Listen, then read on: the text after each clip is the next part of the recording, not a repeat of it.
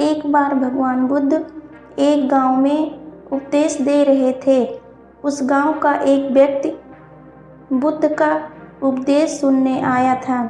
उपदेश सुनकर उसके मन में एक प्रश्न पूछने की जिज्ञासा उत्पन्न हुई, परंतु सबके बीच प्रश्न पूछने में संकोच हुआ, क्योंकि गांव में उसकी बहुत प्रतिष्ठा थी और प्रश्न ऐसा था कि उसकी प्रतिष्ठा दांव पर लग जाती। इसीलिए वह सबके जाने का इंतज़ार करने लगा।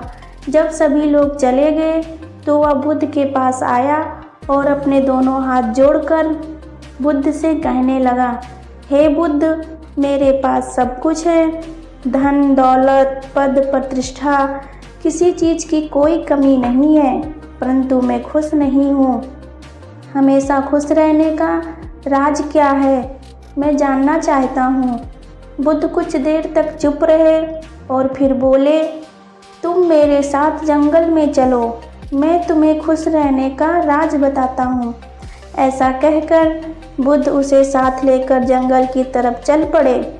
रास्ते में बुद्ध ने एक बड़ा सा पत्थर उठाया और उस व्यक्ति को देते हुए कहा, इसे पकड़ो और चलो। वह व्यक्ति पत्थर उठाकर चलने लगा। कुछ समय बाद उस व्यक्ति के हाथ में दर्द होने लगा, परंतु वह चुप रहा और चलता रहा।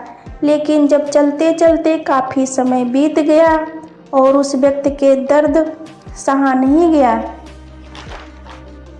तो उसने बुद्ध को अपनी परेशानी बताई।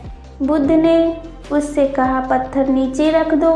पत्थर नीचे रखते ही उस व्यक्ति को बड़ी राहत महसूस हुई। तब बुद्ध ने समझाया, यही खुश रहने का राज है। उस व्यक्ति ने कहा, मैं कुछ समझा नहीं। बुद्ध ने उस व्यक्ति से कहा, जिस तरह इस पत्थर को कुछ पल के लिए हाथ पर रखने पर थोड़ा सा दर्द और काफ़ी समय तक उठाए रखने पर तेज दर्द होता है, उसी तरह दुख के बोझ को हम जितने समय तक अपने कंधों पर उठाए रखेंगे उतना ही ज़्यादा दुखी और निराश रहेंगे। यह हम पर निर्भर करता है कि हम दुखों के बोझ को कुछ पल तक उठाए रखना चाहते हैं या फिर ज़िंदगी भर। अगर खुश रहने की आकांक्षा हो तो दुख रूपी पत्थर को जल्द से जल्द नीचे रखना सीखना होगा। संभव हो तो उसे उठाने से बचना होगा।